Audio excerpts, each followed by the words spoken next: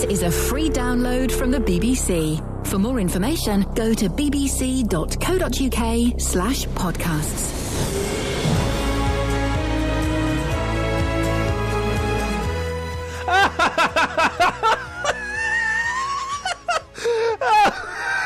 I'll tell you.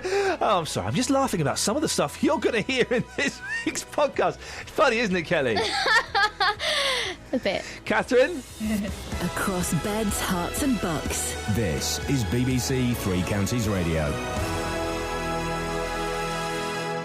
Anyway, thanks for listening and downloading. Feel free to leave a comment on iTunes and stuff. Hey, here's a caller to my show called Leilu. Hi, Ian. Is there anything that you feel you could contribute to the show this morning? Well, I was just testing the phones, to be honest. Oh. I don't think I was planning to contribute anything. Maybe a song, a joke, some mime? No, I'm not that talented. Can you sing? No. Could you do Shakespeare? Do you know Shakespeare? Not very well. Impressions. I tell you what. Are you aware of our presenter Justin Dealey? Yes, I listen to him all the time. Could you do? Maybe you could try and do a JD impression for us. No, I think I could do a JVS actually. Oh, there you go. Okay, this is Lolo in Hemel doing a JVS impression. Away you go. This is Jonathan Vernon Smith. Call me at 9 o'clock to discuss, anything really. Lolo, thank you very much indeed. That was. I put him on the spot, and let's just say he responded. And here's Dennis Soz. Last night, just for a fraction of a second, we saw pictures of you on BBC One. Oh, you yes. were advertising something. Oh. And I thought... Hang on a second. I was advertising what? God knows, I don't know. I was looking at you. I thought you were fascinating. The BBC have spent, and I can reveal this figure, £370,000 on that advert. Yes. Or somewhere between £1 and £370,000. I'm not quite sure of the exact figures. And yet you saw it and you don't know what it was for? No, I was fascinated by you. I shouted to my wife, come and have a look at this idiot. But she didn't get there in time. So I've had my... Here, Win! Come and have a look at this blooming idiot on the telly. Win! Will you get it? Oh, he's gone now, Win, you silly old fool. Exactly. That was exactly what I said. Yes. But she's given me... Get my dinner, Win! Get it now! She's given me earache. Win, I've fallen on the floor! Come and pick me up, Win! Yes, Dennis. Right. But I looked at... You're talking about moustaches. It's an advert for this show. Is it? Good. Well, I shall watch it in future. Now then, you're asking about whether they should wear moustaches. Yes. I reckon that if you get Poirot's moustache, that queerly little thing, yes, which has now been given to the actor who played it, he's given it to him as a gift, ask him could you borrow it and stick it on? I think you'd look great. People would pay a fortune to come and laugh at you. Okay. I bet back in your day when you were a young man, back in the 1800s, you had a little spivvy moustache, didn't you? No, I didn't. Little pencil thin one. I was in the Navy at the time, and you can't grow one or the other. You've got to grow the full set. Yes. So I tried to grow the full set, thinking it was going to be blonde. Unfortunately, it turned out white. Oh, dear. Even at an early age, I was going white. Dennis, the music is starting. That means the time is up. Would you like to introduce Gloria by Laura Branigan? No. Okay. A while ago, I was sent the new Chaz and Dave single. That's what happens when two worlds collide. Well, John in Milton Keynes called in and he loved it, so I gave him my copy. I'm nice like that, and I got bored of it after 3 plays. Well, he called back in the week with a little bit of feedback and gave me some comps. Well, you previously sent me the cover version of the new Chaz and Dave. Oh, the new Chaz and Dave song, which is a great record. Yeah. That's what happens when two worlds collide. That one. Yeah, we sent you the single, didn't we? I've already thanked you for that a couple of weeks ago. Yep. The complete CD is now being released. Oh. I bought that during the week, and it is absolutely first class. You've bought their brand new album because we sent you the single. That's fantastic. You sent me the single. Is it good? It is. The new album is fantastic. It's sort of country and western type theme. Yeah. Oh, lovely. And it's great stuff. Oh, well, John, I'm really glad that you enjoyed it, and I'm pleased that it made you to kind of go out and buy. Have you got the album there with you? I have, and I've put it, it's ready to go, and I've put on what I think is probably, well, not the best track, or it certainly appeals to me, and here we go. It's exciting, isn't it? It's like being on the radio. Oh, hang on. Have you started it, John? I think here we go. Oh.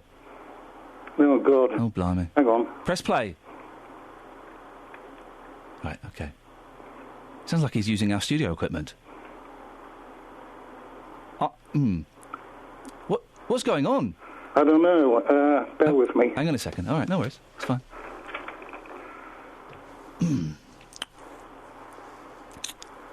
BBC Three Counties Radio. Johnny Milton Keynes. Looking in for somebody. It must be my player. What have you done, John?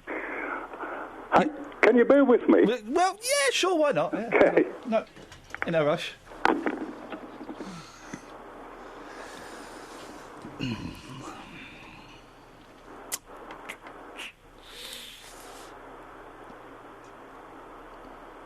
This is Iain Lee, BBC Three Counties Radio. First for news. We're waiting for John in Milton Keynes to play us a track from the new Chaz and Dave album. I finish at 9 o'clock this morning, John. John? He's gone. Iain, it's not working. I'll have to ring you on another day. John, disappointing for everybody involved, but we'll speak to you soon. Take care. OK. Hope you fix your CD player. Wow. Local and indeed not so vocal. I would say there. Thank you, John. Well, that's disappointing, for many reasons. John called back. He said he had managed to get his stereo working. But did he? Well, I've told you he did, but did he? Yes. But did he? Find out after JVS whistles along to the Proclaimers.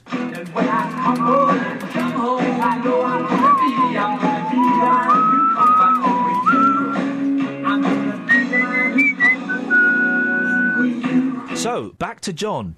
I've told you he got his stereo working already, but did he actually get his stereo working? Was I lying to you? Did we hear some new Chaz and Dave? Yes, we do, but do we? Find out after this from Justin Dealey. I'm now in the urinal section. Back to John. 525,600 minutes. Back to John. 525,600 minutes. But now, really back to John. I think I am just about ready to go now. Oh, we're going to have another go. We're going to have another go. OK, so let's just set the scene for those that have just tuned in. This is from... This is a track from the new Chaz and Dave album. Knocking on your door. This morning by the hall whistle.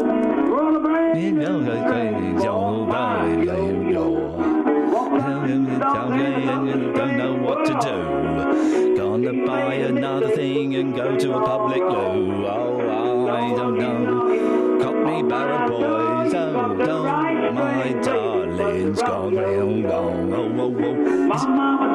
Is he going to play the whole song? John!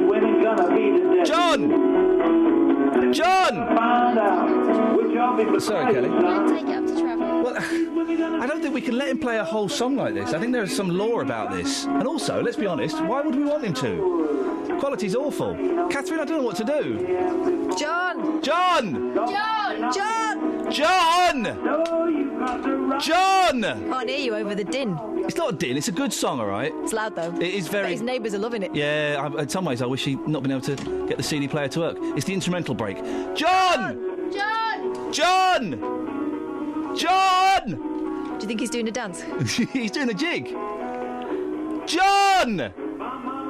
Oh, for goodness... I mean, what? Why would anyone... He's left the phone by the speaker then and gone off. Well, maybe he's collapsed. This is why we've got to wait till the end. If the next track comes on, we're going to call 999 and send them round. Fair enough. You listen to BBC Three Counties Radio. I can only apologise. You wouldn't get this on Heart. We've got nothing else, though. We have got nothing else, so we might as well... That's not strictly true. Oh. We've got Stephen Bletchley. Shall I get him? Put Stephen Bletchley on. He can shout at John.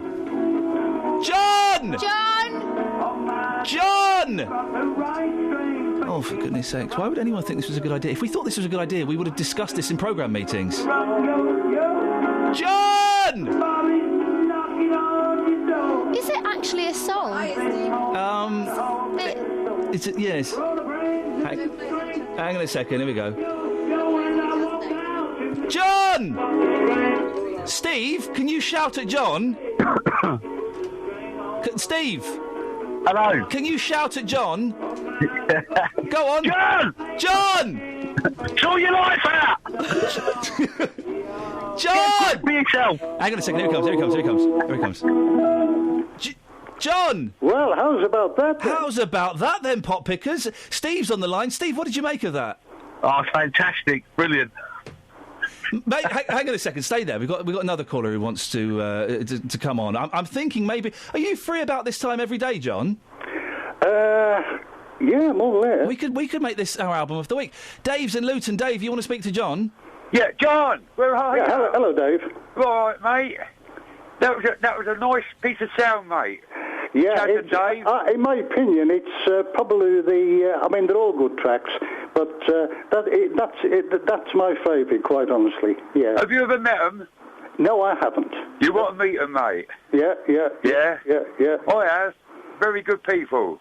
Down to earth. Yeah, good. Yeah, down to earth. Not like a person that bars me from the radio all the time. Oh, I see. Oh, you're the fella that's banned, aren't you, Dave? Yeah. There we go.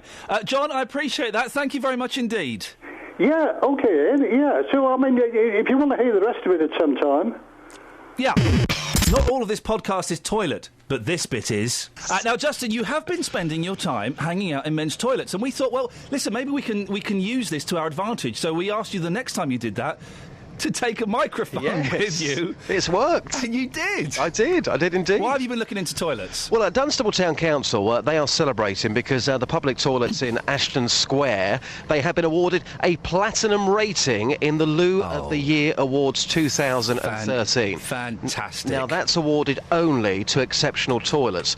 These toilets, I did a bit of a tour earlier on, 4 cubicles, 9 urinals, 4 sinks, 2 mirrors, a dryer and no smell. Come on, Ian. What more would you want from a public toilet? I like the smell of a dirty public toilet. There's something about it, the bleach and urine combined. Oh, come on, you can't be serious. No, there's something earthy about it. Oh, you're so strange. What? So strange. It's grounding. It keeps me humble. Now, these toilets themselves, they are judged on a few things. Signage, very important, of course.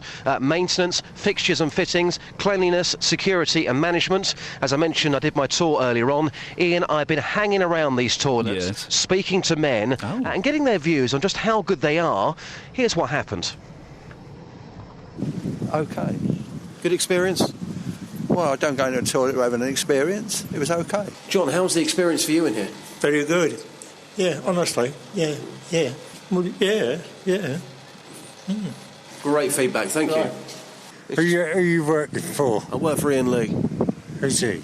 You know Ian Lee? No. Bit awkward. Can you score the toilets out of 10 for me?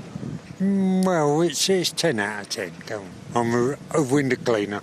Oh, are you? I only use that every day. If you didn't use them toilets, would you miss them? Yes.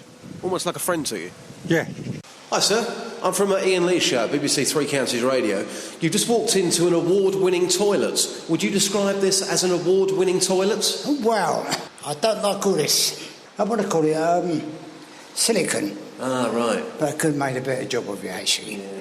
Otherwise, it's a lovely toilet, otherwise. One of the best around here, actually. Yeah. Believe it or not. Is it the sort of thing that you go and tell your friends about, go and use that toilet, it's particularly good? Oh, yeah, definitely. Shall I let you crack on? Shall I let you go to the toilet now? Yes. Thank you. Right, you're welcome. Thank you. Right, bye-bye. Hey, sir, you just come in here. Would you describe this toilet as award-winning? Not bad. You look a bit confused that I've even mentioned this toilet and award-winning in the same sentence. Every time I come in, it stinks, but not today. Well, it's not. It could smell better. So you don't seem very happy with your experience. You say it's not that good in here. Well, it isn't. Look at the floor. Bits all over the floor. Look at these holes. What's all this up here? Do you think they should take the award back off them? I should think they should review their reward awards. Hey, Rich, come on. How great is it in here? I think you might have been sarcastic when you said that. No. It's just won an exceptional award. Average loo.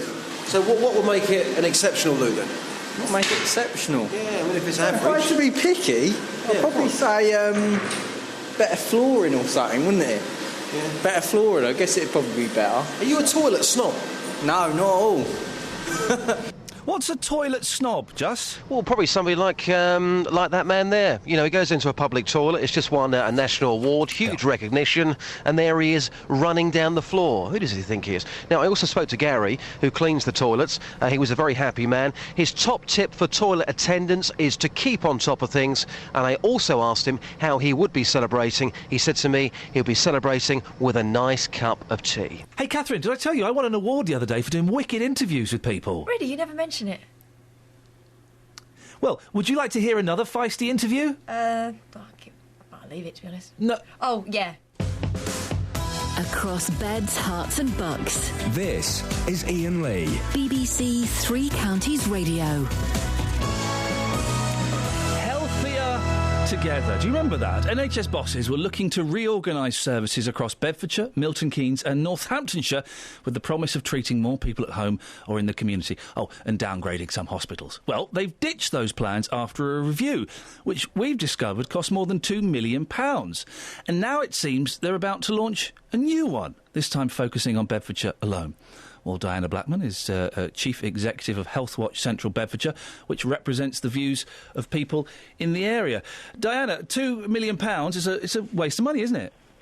No, I don't think it's a waste of money. I think all engagement or consultation is extremely important for local people, because how else are local people supposed to give their views or their opinions on how health services are to be delivered in their area unless you engage or consult? But nothing was published. It was put into the long grass. What's been done with... Where's all that money gone?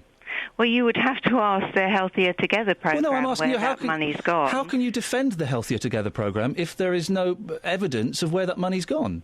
I'm not actually defending the programme. I'm saying that all engagement or consultation is to be valued if it enables people to give their voice. But that voice isn't being heard because nothing's been published. Well, I understand that the Healthier Together website is still up and running, and you can still download the reports and the data that was produced from those reviews. £2 million, Diana. Why isn't that being spent on, I don't know, a hospital or a GPs or on nurses? Why is it being spent on things like this? It would be very difficult to say, and that question you would have to put to the Department of Health or the Secretary of State. You seem to not know very much about it, yet you are defending the cost of the review. So what exactly are you defending then? I'm saying that any review that gives local people a voice is to be welcome. Who's heard that voice? I would imagine the Department of Health and the Secretary of State have been looking at the report. And how has that voice been acted upon? I don't know. You would have to ask the Healthier Together programme. Can you answer any of these questions about this thing that you're saying is a good idea? I'm not necessarily saying it's a good idea. I'm saying that it's a good idea to consult with people. But you don't know who's listened to it. You don't know what's being done with that information. So surely it's not always a good idea to consult with people if nothing's done with that information and money is just thrown away. Of course it's a good idea to consult with people. How else are you going to know how people will want the services that are being provided in their local area? Diana, you don't know who's listening to that. You don't know what's being done with that. As far as you're concerned, no one's listened and nothing's been done with it. So how is that a good idea? Well, you would have to ask the Healthier Together programme. It's, you can only say that these reviews are very important. So you're defending something that you don't know what the outcome was, you don't know what the results were, you don't know where the money's gone, and you're defending that. I'm defending the fact that engagement and consultation is a good idea and listening to people is a good idea. Where that information goes, you would have to ask the Healthier Together programme. I just wonder how you can defend... Yes, it's good to talk to people, but if no one's listening to those answers, no one's doing anything with that information, well, then it's a waste of everyone's time and money, isn't it? Obviously. As I said, the information is available on their website for anybody to review. Well, and I'm sure that the latest review that they're doing... I have read it, I have it in front of me. Then, OK, fine. Then maybe you can tell me what it says that's so positive, that's been so useful, that's been worth spending that much money on. It tells you there's loads of data there about the different hospitals. Give me some. Give me some of the data. Okay. For example, they asked questionnaires about did they have any views or comments on the information they'd read in the Healthier Together review of local health services. There's actually loads of questions here. Okay, that what were some of the answers? Examples What were some of the answers? Some of the responses include, for example, 49% of people at Kettering General Hospital said that they welcomed this review and said that they wanted to keep the hospital. So 49% of people in a review that costs £2 million said they welcome the review. That's just one example. But we don't know if anybody's acting on that information, do we? Well, you would have to ask them where they sent that information. I'm just saying we don't know if that information's being acted upon, do we? And if it's not being acted upon, that is by definition surely a waste of money. I'm sure you would have to ask them that question. That would be impossible for me to say. I don't work for them, and I've no idea where that information has gone. But you would have to ask them. But then why are you saying available for people to view? Oh, Diana! And the thing is, there's going to be another review that's probably going to cost a few million. Is that a good spend of money? Well, you have to understand that any consultation Diana, or review you've said that costs 6 money. times now. You can't ask people what they want. But why are we asking money? Why are we asking people what we want? Why don't we invest the money in making hospitals better? Why are we spending millions of pounds asking people whether they think it's a good idea to have this review? That seems a complete waste of money. I don't think any consultation or engagement is a waste of money because how else are you going to find out what local people want? And it's better for people to have a say than no say at all. OK, let's focus on Bedfordshire. What do local people want in Bedfordshire? Local people in Bedfordshire want a local hospital. They want an A&E service. They want children's services. I could have told you that. Service. I could have told you that, and I'd have charged you a tenner. And that would have been overcharging. It doesn't cost you $2 million to find that out, does it? I would imagine not, but it's entirely down to the people that are conducting that survey or conducting that consultation. I'm sure they're all conscious of the budget that they have, but you have to talk to local people and you have to find out. Doesn't cost you £2 million. Do you just in conclusion? I'm very confused and frustrated by this, but we'll persevere. Do you think the £2 million was well spent? That really would be difficult for me to say. What do you think? Do you think it was a good £2 million for that survey you've got there? It depends because you've got to look at the wider picture here. For example, the money was spent on a very wide area. Okay. But do you think it was good value for money? It would depend on the outcome of the review. And when are we getting the outcome of the review? You would have to ask them. And what would be a good outcome for you to go, yeah, that £2 million was well spent? That you listen to the voice of local people and what they were saying. Well, Diana... That's Diana Blackman, Chief Executive of Healthwatch Central Bedfordshire. Wow. Later on in the podcast, you'll hear yet another feisty interview. That's right, 2 feisty interviews, 1 podcast. Wonderful bargain.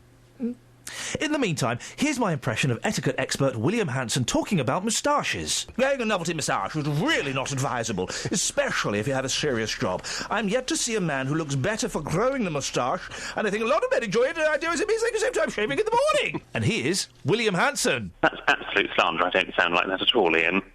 You're right, you're a little bit more nasal. Now... Get you, tongue with a tang. It's a fair summary of your views, though, isn't it? It's in the Times, for goodness sake, William. What on earth are you banging on about? Yeah, well, the Telegraph, actually, but yes, it's in the Telegraph. Thank you. And that is my views.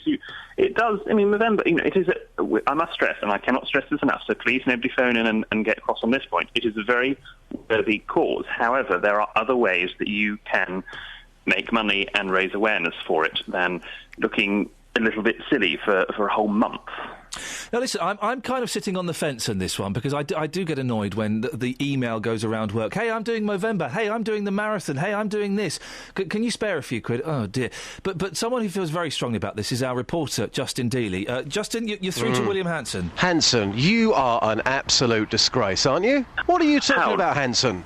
How dare you? And you can call me Your Majesty rather than Hanson. Thank you very much. But you're talking absolute rubbish.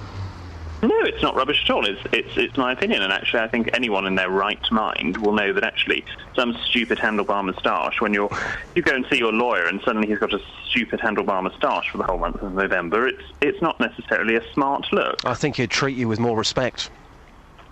Well, no, that's rubbish. William, is part of the problem, and please don't take this as a personal critique.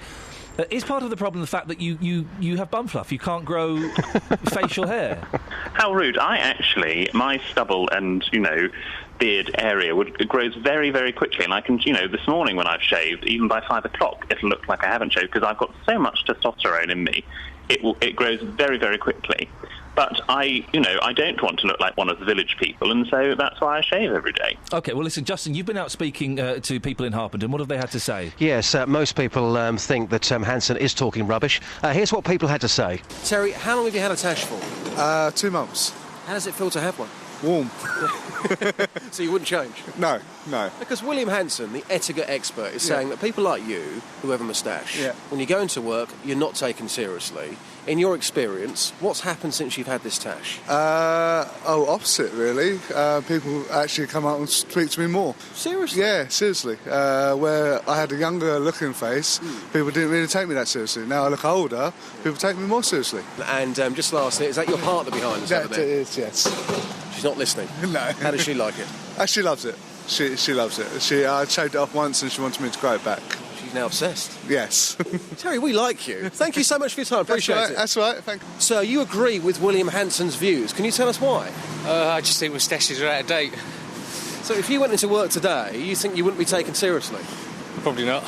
Graham, if you don't mind me asking, what do you do for a living? I'm an accountant. OK, so what do you think would happen if you turned up this month and you had a tash? Do you think you'd still be taken seriously? Yes. You think you would do? Yeah. Because it's Movember. Are you tempted to grow one? I can't. Look at that. Hopeless. Absolutely hopeless. It's Really? a football match, 11 aside. So you tried before then? I can't grow. I just haven't got enough facial hair. You do all right. So some people, William, actually agreeing with you. Well, it's been said before. Sometimes I say things that people agree with, and I'm very pleased that one gentleman in your quite biased piece actually did agree with me, and he will go far in life. Justin, William does have a point, doesn't he? That people do look ridiculous with moustaches. If you want to grow a moustache for Movember and you've got a sensible job, why not just write them a cheque for 50 quid or 100 quid? It does look silly, doesn't it? Come on, it's the taking part that counts. This month, everyone knows about this month. It's in its 10th year. It raises millions of pounds for a fantastic cause. And you know what? It's fun. When people go into work and they're growing their tash, people look at it every single day. They may give more as the month goes on. That's what it's all about. It's about fun, Hanson. Come on. Yes, but at the end of the day, you have a serious job to do. I mean, OK, yes, you lot are in the media, so it's all a bit, lovey, and it's fine perhaps over there.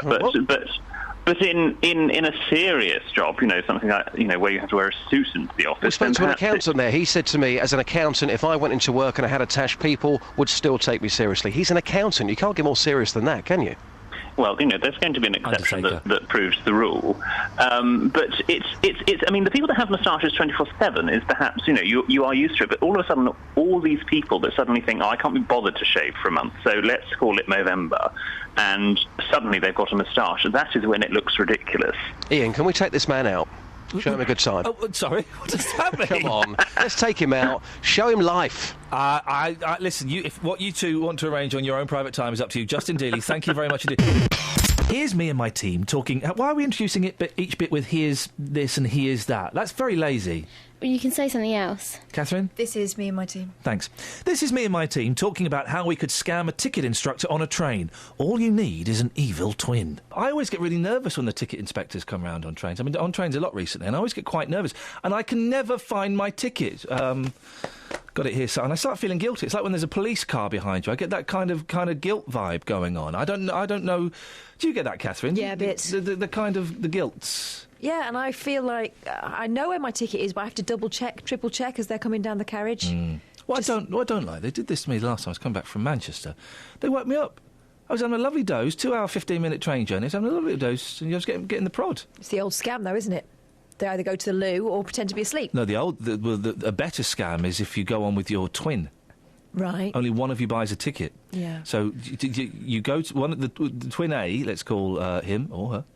Goes. Well, helpful if they're the same gender as you. Yeah, let's call him. Let's start with twin X. Twin X goes to the toilet. Mm-hmm. Twin Z. Forget why. That was a long, complicated story. Twin Z is in the seat. Hang on a second. Is twin Z the good twin or the evil twin? That was twin Y. That makes him a triplet. Forget triplets. Right, so twin 1 goes to the toilet. Twin That's 2... the evil twin. Yes, twin 2 sits on the seat. Twin 2's got the ticket, shows it to the ticket person. The woman knocks on the door for twin 1. Twin 1 comes out and says, I've seen your ticket already, thanks very much indeed. Hang on a minute, you're twins. What if she doesn't remember the face? Well, then you're in a whole heap of trouble. The plan is flawed. Luckily, I don't have a twin, so I've not been... If anyone's done that... I think you have to make a big deal of it. What so if that they would remember you. Yeah. He checks the ticket, then you pass it to your twin, and then he. Well, there's no point. There's no point in having a twin, then, is there? Yeah, because if you've got a travel card, then you've both got the same face on the. You wouldn't, but no. But this is just, forget travel cards for a minute. That's a subgenre. Maybe we'll talk about that after 8. Can't wait. I'm talking specifically about tickets that have got no identification. The orange stripy. The orange stripy ones. Oh. Your plan doesn't require twins. You could be different people, not genres, people, genders. Genders. Could be different genders for that one to work. Are we really talking about this? I'm just trying to think. I've got the twin thing wrong somewhere. You haven't got a twin. That's where you've. That is one of the flaws. Thanks for that. There's a better way. I'm not condoning that behaviour, by the way. Not in any way is that being condoned. Very naughty. Police academies and toilets. I know. We had the Herts Police and Crime Commissioner, David Lloyd, coming in earlier on in the show. And he was telling me about his plans to start a citizens' police academy, which will teach residents how and when to intervene in crime situations and offer short, sharp training sessions that would give people the skills to keep themselves and their neighbours safe. I'm assuming that means karate, doesn't it? Albert's in Kettering. Good morning, Albert. Good morning, Ian. How are you? Yeah, I'm fine, thank you. What do you reckon to this? Well, I'm facing the axe from my job at the moment. Oh, I'm sorry to hear that.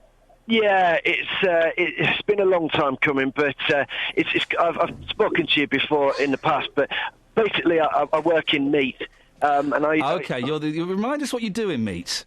Yeah, do you remember? I put basically the public call them meat nappies, but I put the nappies on the meat. Yeah. But they're basically replacing me with a machine. Yeah. Because a machine can knock out 2,000 meat nappies in an hour, and I can do a little bit less than that. How many can you do in an hour? 4. So they're going to replace me. So I heard David on the radio, so David Lloyd, and me and my friends were so I don't think he's been knighted yet. It's not Sir David. Not yet. No. Oh, well, it's on his list of things to do. He should get a knighthood for sure. I think the man's a visionary. We're going to quit our jobs. We're going to become volunteers, and I think we're perfect for this police academy. There's 5 of us. Right. And we're all going to do it. Even one of us is even a female. She's very short. She's got a very high-pitched voice. I've got a friend who's huge. He's very quiet, but he's unbelievably strong. And then there's another friend who does all sorts of silly voices. He does like sounds of helicopters and stuff with his voice. And then there's me. I'm like the Joker. And there's another guy. He's into guns. He's a bit odd. So we're gonna sign up, and we're gonna become volunteers, and we're gonna patrol our neighbourhood. So you'll be like citizens on patrol, I guess. Exactly, that's exactly what we're going to be in. Yeah. Well, that's very noble of you. Do you think that all of you? I mean, the lady you talked about who's got the high pitched voice. Really? Do you think she could cope in a high stress situation? It's very funny because she's very, very timid. But when you push her too far, she goes ballistic. She's like a bomb. You wouldn't want to go near her. Well, it's great that you're volunteering to do this, Albert, and I'm sure you'll have some fantastic adventures in the police academy. I'm looking forward to it and protecting our area and our people, because that's what it's about, Ian. It's about people stepping up. Stepping up to the mark. Well, Albert, listen, I'm glad you've turned a negative into a positive, and thank you very much for letting me know about that. You're very welcome. Glenn's in Leighton Buzzard. Morning, Glenn. Morning, Ian. Glenn, what can I do for you? The chappie that you were just talking about, the police academy or the citizens academy. That was Albert, who is very sadly losing his job working in meat, but him and his friends have decided to take it on the chin, turn a negative into a positive, and they're going to volunteer for this Citizens Police Academy that David Lloyd is hoping to set up.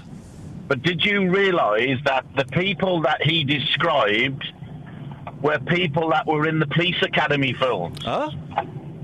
Officer Ito, who was the big, strong guy. Yeah. You had the guy who was mad on guns. Right. You had the little black lady who had the high-pitched voice. Now, he didn't say that his friend was black. Well, I know, but I'm just saying there was a female. Right, I'm not being racist. There was a female. She was black. Yes, it's a good film. Okay. There was also Jones, who made all the helicopter noises and the machine noises. Oh, yes. And then there was the comedian guy who was the one that picked on the sergeant. Well, so there was five people. Mahoney, of course. Well, that Mahoney. Well, if that's... I hadn't made the connection. But if that's the case, then surely Albert and his friends will be perfect for a police academy. Absolutely brilliant. Nice one. I hadn't made that connection. Glenn, thank you very much indeed for pointing that out. That's a coincidence, isn't it? It's got to be a coincidence, Catherine. Yeah, and they've got some great skills. Always need to be able to make a helicopter sound effects. Or machine gun fire. Criminals are very easy to fool. Yeah, they are. Well, thank you, Glenn, for that. I hadn't made that connection. Did anyone else make that connection? We get many calls to the show. Some new, some regular, some highly irregular. Like Steve. About the bloke that threatened to set fire to himself and his ex-missus. Yes. I mean, surely it must be pretty demoralising for the police to arrest him and he gets sentenced up to 2.5 years. He should be strung up all set alight himself. It's disgusting. What a sentence. 2.5 years, on the face of it, would seem to be a paltry amount, wouldn't it? Yes. Yes, of course it is. But I know your tongue is in your cheek when you're saying we should set fire to him ourselves. Well, why not? He deserves it. He's tortured that woman for how many months or years anyway, mentally and everything else, and then you go and do that. Nah, get rid of him. Yeah, but Steve, we live, luckily, thank God for us, we live in a civilised society where setting fire to criminals is not one of the options that a judge has. I think you might drop the crime rate down if you set fire to some of the criminals as well. Would you not think there's a deterrent? Well, then we live in too much of a puffy society. Steady, Steve. Steady with your language. It's a category C, but just watch it. Now, the thing is, you have to have differentiations, don't you? So, who would you set a light to, Steve? Listen, we was on about the sentencing. Let's not miss the point. I'm on about this man. Who would you done? Who would you set a light to? The police must be demoralised. A shoplifter? Well, chop his fingers off. Okay, so you chop a shoplifter's fingers off. Yeah. Would you set fire to a car thief? I don't know. No, let me think about it. I'll lock him in there and throw some gas cylinders in there and let him suffer for a couple of hours and then let him out. Wow. You teach him a lesson. You send them to prison. It's like an holiday camp. You know, when we're paying for it, it's our money. We should throw the justice out. The justice system's a failure. And the police must get naffed off because they're just doing the work. They're trying to do the job. And then when the criminals get to court, they give them pittance. Well, what's the point? And it's our taxpayers that's running the police force. And another wasted load of money. Anyway, on that note, I'm off. All right. Well, that's Stephen Bletchley with some rather extreme views. Part of me would like to think his tongue was in his cheek, but the majority of me knows it wasn't. Hey, Catherine, are you ready for feisty interview number 2? Can I just have my banana first? Here's the interview. Call 08459 455 555. BBC Three Counties Radio. Now, here's a story. It's emerged that the trust behind hospitals in Watford, St Albans and Hemel Hempstead has a maintenance backlog that'll cost £67 million to fix. Dodgy wiring, asbestos, the potential of Legionnaire's disease, you know, the kind of stuff that will get your average B&B closed down. Now, things must be bad. The West Herts Trust's been given £16 million of urgent funding from the government, and they're hardly made of money these days. Well, Samantha Jones is Chief Executive of the West Herts Hospital NHS Trust. Samantha, how on earth has this happened? Good morning, Ian. We're absolutely delighted to have received this funding. It's absolutely excellent news for our patients, the visitors and also our staff. What happens in any building is that you have every 4 to 5 years you have a review of the buildings, the infrastructure, the maintenance, and the maintenance required to keep them at the standards that we'd expect any buildings to have, let alone healthcare buildings. That happened at the back end of last year. And that's where the 67 million backlog maintenance figure comes from. That was discussed at the Public Trust Board. And I think it's fair to say that it hasn't emerged. It's part of a plan. It's there to ensure that we are aware of what we need to do to keep our hospitals, which serve very large populations. When are you going to do it then? For the purpose. It's actually over the next 6 years. So it's not just for this year. It's over the next 6 years. And where does the other £51 million come from? What we do is, on an annual basis, is that we have £8 million. We spend £4 million a year upgrading equipment, as you'd expect us to do, and we spend £4 million a year making sure that we're dealing with the highest risks that we need to. So that's £16 million over 4 years. So roughly, where does the other £30 million come from? What we do is that every year we look at where the highest risks are. We run very old buildings. Many hospitals are, as you know, over 40 years old for all 3 of our hospitals. So what we do is we say, where are the highest risks in accordance with an independent assessment, and that's where we spend our money. This isn't something Samantha, there's a £67 million backlog of things that need to be sorted out, ranging from dodgy wiring to asbestos to the potential of Legionnaire's disease. I suggest to you that that is disgusting, and people will be concerned about that. Iain, I think it's important that we focus on the good news that we've had here. No, Samantha, it's not. I think it's important that we focus on that someone somewhere has messed up big time, and that people will be concerned that there is a possibility of asbestos poisoning, of Legionnaire's disease, of electrocuting themselves when they switch on a light switch. I can understand why you would want to focus on the good thing, that you've been given 16 million quid, but it's a terrible state of affairs. I refer you to the first question I asked. How on earth has this happened?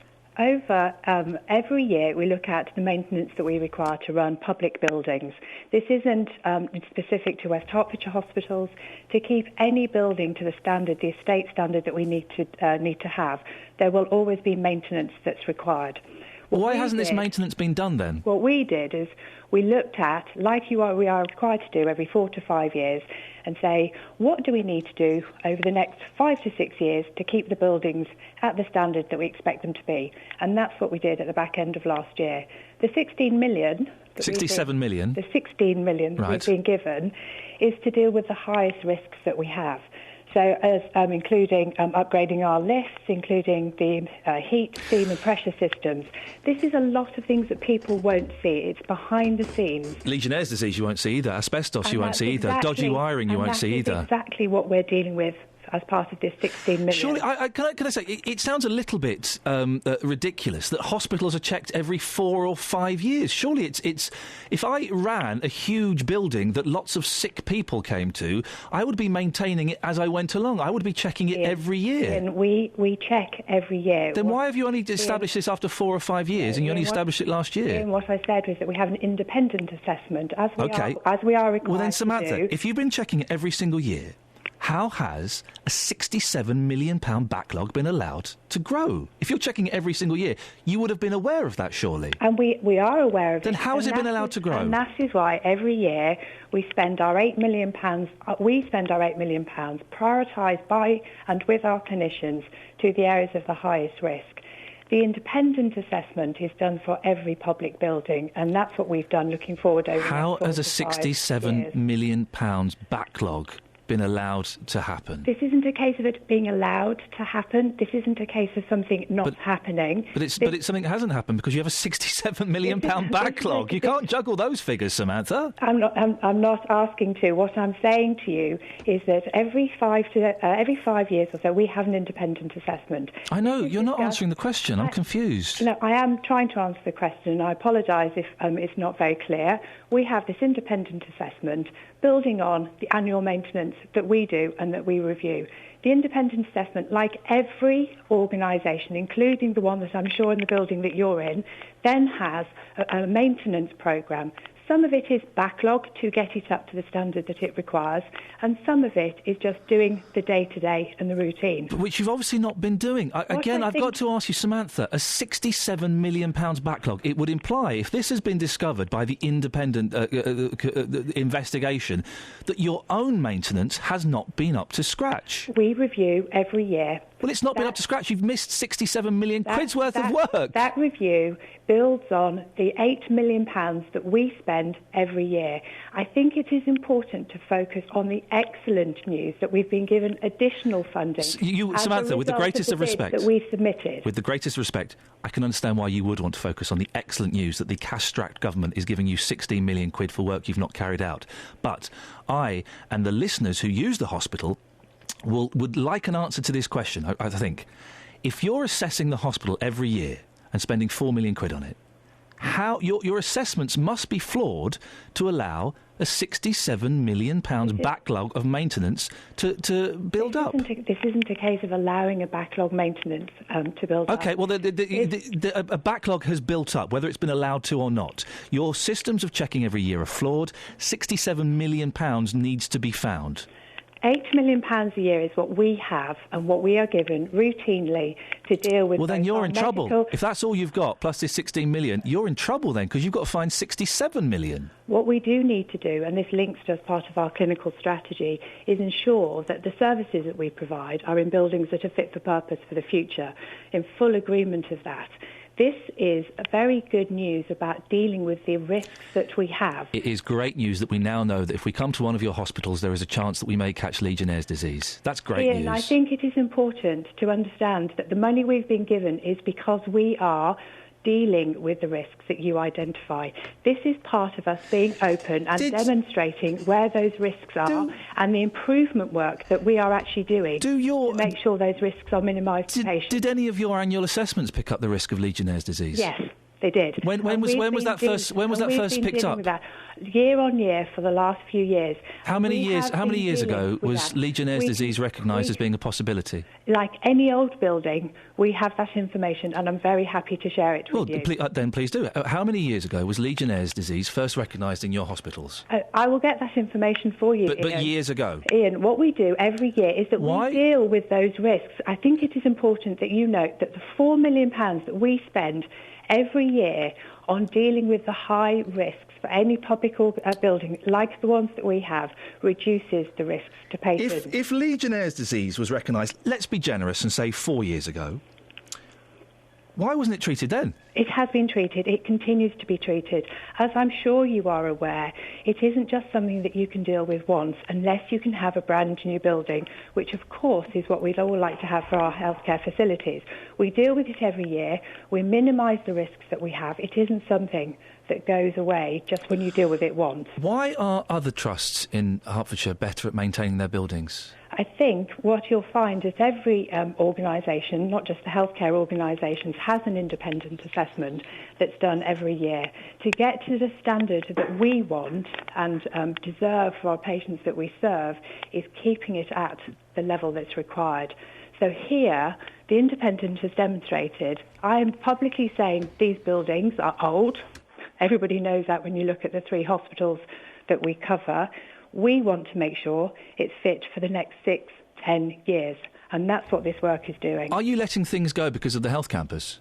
Absolutely not, no. You're sure about that? Absolutely. We spoke to Sandy Walkington, Liberal Democrat councillor for St Albans and Herts County Council. There was a big meeting where various heads of trusts went along and talked about what was going on. You chose not to go. You sent your PR person. Why was that?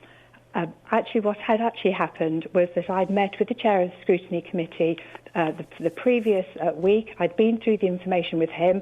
I sent 3 of my senior directors to the meeting because I was required to be at another equally important meeting. What was the other meeting, if you don't mind me asking? What was that meeting? With the Department of Health. OK, but all of the other heads could go, but you decided that you'd send a PR person and there were 3 senior directors, including the Director of Finance, the Director with responsibility for the estate and the strategy for this organisation. I had previously met with the Chair of the Scrutiny Committee, taking him through all of this information, including the issues around the backlog maintenance. That's it. That's your lot. Thanks very much for listening. If you want to email me, you can do iain.lee@bbc.co.uk. If you download it from iTunes, could you download it from multiple accounts, please? It helps with our numbers, makes me look good. Could you leave nice comments? Could you send emails to the boss of the BBC telling them you think I'm brilliant and that you want me to do the same amount of less work, actually, but for a little bit more money? Iain. The same amount of less work? Shut up. You're loved. You'd have to beg them. She says that she just puts a bit of banana in her mouth seductively. Should we end the podcast with some twerking? Yeah, go on then. All right, wait, all of you. Okay. Enjoying this? Oh, dear. Oh, something's just gone where it shouldn't have gone. Thanks for listening to this free download from BBC Three Counties Radio, your local radio station for beds, hearts and bucks, on FM, AM, digital radio and online at bbc.co.uk/3counties.